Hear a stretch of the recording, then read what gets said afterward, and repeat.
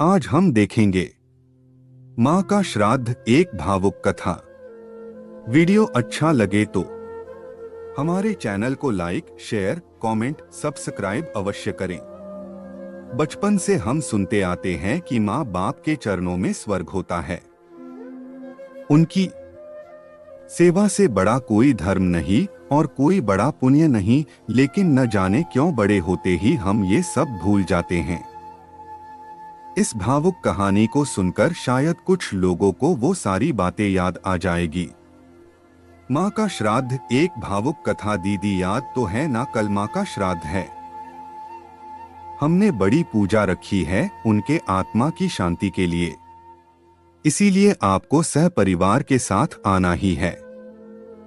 रूही अपनी नंदन कोमल को फोन पर कहती है। तभी कोमल उसकी भाभी को बोली, मैं नहीं आ सकती, आपको तो पता ही है कि उनको छुट्टी नहीं मिलेगी। अरे दीदी, ऐसे कैसे? माँ के जमाई और बेटी उनके श्राद्ध में नहीं आएंगे तो उनको शांति कैसे मिलेगी? इसीलिए आपको आना ही पड़ेगा, बाकी मुझे कुछ भी नहीं पता। इतना बोलकर रूही ने फोन रख दिया। इधर कोमल पुरानी यादों में खो गई। जब उसके पापा की मृत्यु हो गई थी तभी कोमल अपने मायके गई हुई थी। कोमल को माँ बोली, बेटा तुम्हारे पापा मुझे छोड़कर अकेले ही चले गए, पता नहीं अब किसके आधार पर छोड़कर गए। माँ कोमल के गले लगकर रो रही थी। तब कोमल बोली, यह सब लोग तो है ना भैया, भाभी और बच्चे, तो चिंता क्यों करती हो? कोमल कई दिनों तक अपनी माँ के पास रहकर आई थी, लेकिन हमेशा ज्यादातर फोन पर बोलना होता था। कभी कॉल पर तो कभी वीडियो कॉल पर बोलना होता था। बेटा क्या बनाया तूने? एक दिन माँ ने वीडियो कॉल पर पूछा। माँ आलू की सब्जी और रोटी बनाई है, कोमल ने जवाब दिया। माँ बोली, अरे वाह। सब्जी का नाम सुनते ही माँ की आंखों में एक अलग ही चमक देखने के मिली जो कोमल को दिखी। तभी कोमल माँ को बोली, माँ तुम्हें खाने का मन हो रहा होगा तो भाभी को बोलो बना कर दे।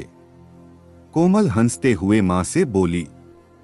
तभी माँ बोली, नहीं नहीं, अब इस उम्र में आलू कहाँ पचते हैं। मैं तो ऐसे ही बोल रही थी। जब तुम्हारे पापा हुआ करते थे तब बहुत बार बनाती थी। भाभी का तो नाम लेते ही जैसे माँ की आंखों की चमक गायब सी हो गई। माँ ने कॉल रख दिया। माँ को क्या हो गया, ऐसे क्यों बोल रही थी? वह सब ठीक तो होगा ना? कोमल अपने आप से बातें कर रही थी। ऐसे बहुत बार खाने की बातों पर बातचीत होने पर माँ की आंखों का भाव बदल जाता, लेकिन ऐसा क्यों था वो समझ नहीं पाई। लेकिन इसके पीछे का राज उसके समझ में आया जब वह छुट्टियों में 2 दिन के लिए मायके गई थी। एक दिन कोमल माँ के कमरे में माँ के साथ गपशप कर रही थी। तभी दीदी खाना खाने चलो। रूही माँ के कमरे में आकर कोमल को डांट बोली, चलो माँ तुम भी खाना खा लो। कोमल उठते उठते हुए बोली, अरे दीदी नहीं नहीं, माँ को क्यों तकलीफ देना, वह यहीं पर ही खाना खा लेगी, आप चलो। रूही बोली, लेकिन भाभी।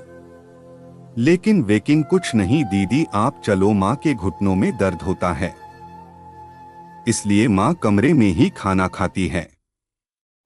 रूही स्पष्ट रूप से बोलती है। तो फिर भाभी मेरा भी खाना यहीं पर लाओ, हम दोनों साथ में खाना खाएंगे, ऐसे कोमल अपने भाभी को कहती है। इस पर रूही कुछ नहीं बोल पाई, लेकिन कोमल को साफ तरीके से समझ में आ गया कि रूही को यह सब पसंद नहीं आया।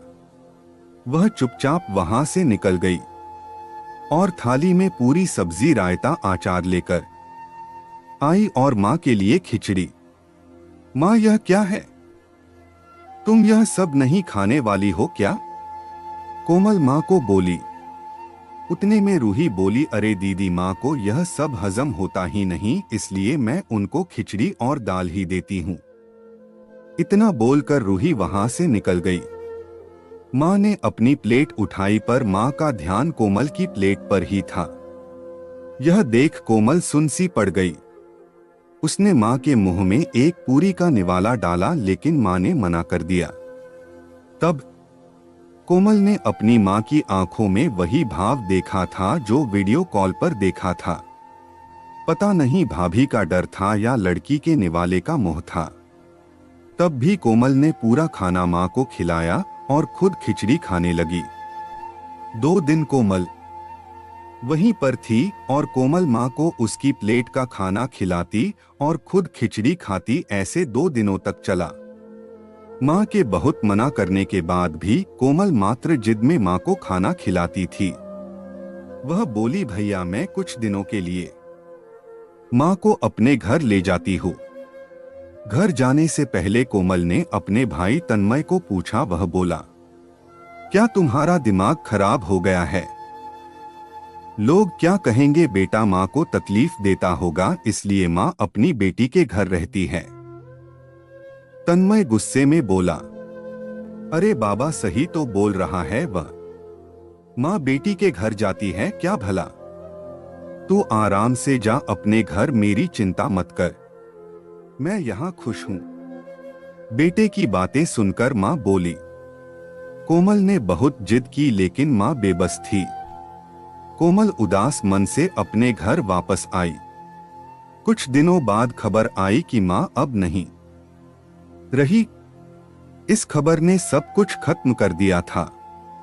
कोमल को पता था कि माँ कितनी तकलीफ से गुजरी, लेकिन माँ को दूसरा लड़का नहीं था बल्कि एक लड़की थी, इसलिए वह कुछ नहीं कर सकती थी।